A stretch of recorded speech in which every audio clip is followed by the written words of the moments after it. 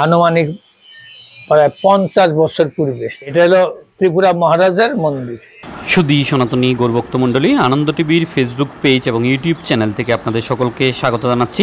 আশা করছি সকলে ভালো আছেন, সুস্থ আছেন। তো আজকে আমরা এসে উপস্থিত হয়েছি প্লেস কম্পাউন্ড, কৃষ্ণনগর, আগরতলা, ত্রিপুরা শ্রী জগন্নাথ বাড়ি জগন্নাথজি মন্দিরে।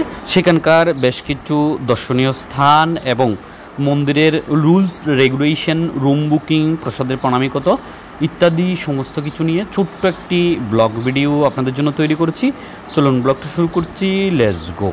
জগন্নাথ বাড়ি জগন্নাথজি মন্দিরের প্রবেশের শুরুতেই ভগবানের লীলার বেশ কিছু চিত্রকর্ম এখানে খুব সুন্দরভাবে ফুটিয়ে তুলেছেন।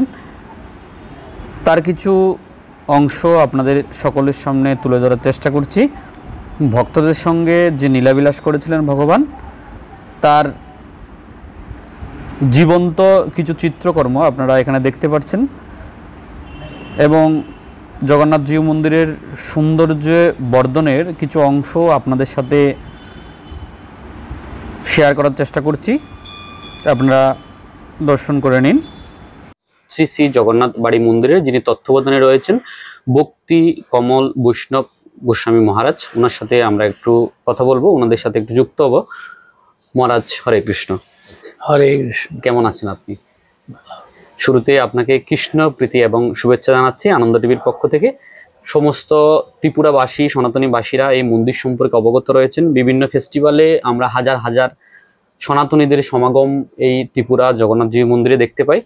আমরা আপনার কাছে প্রথমে জানতে চাইব, কত সালে এই জগন্নাথ জিউ মন্দির জগন্নাথ বাড়ি প্রতিষ্ঠিত হয় আগরতলায়?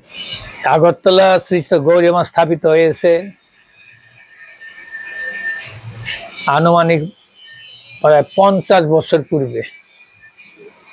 এই মন্দির হলো জগন্নাথ মন্দির।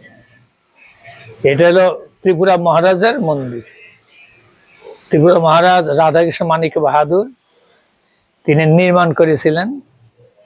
পরে এটা কালো প্রভাবেতে সেবা পূজা বন্ধ হয়ে গিয়েছিল।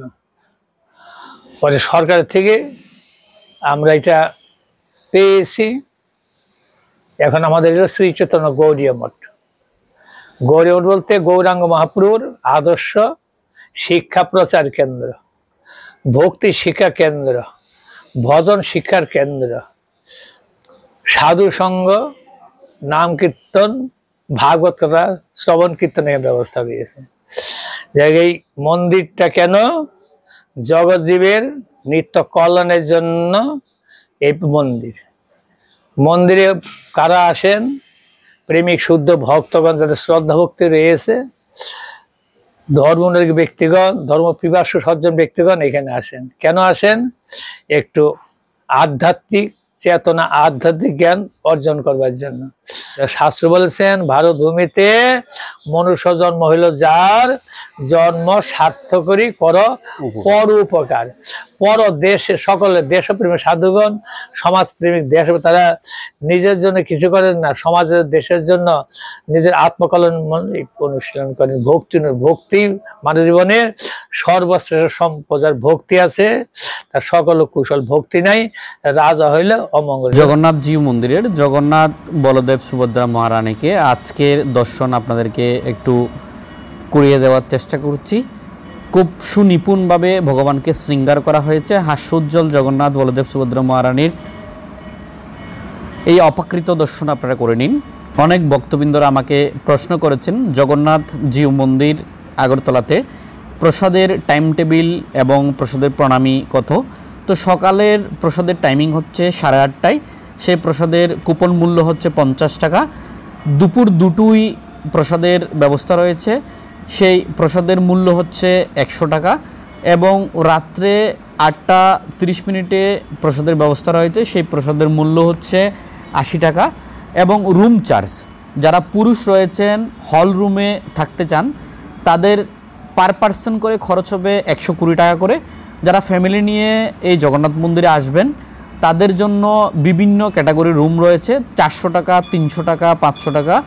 তো আপনারা যে কোনো ক্যাটাগরি রুম চুজ করতে পারেন। আরও বিস্তারিত কিছু জানার থাকলে আপনারা জগন্নাথ বাড়ি মন্দিরের যে হেল্পলাইন নাম্বার রয়েছে সেখানে আপনারা যোগাযোগ করতে পারেন।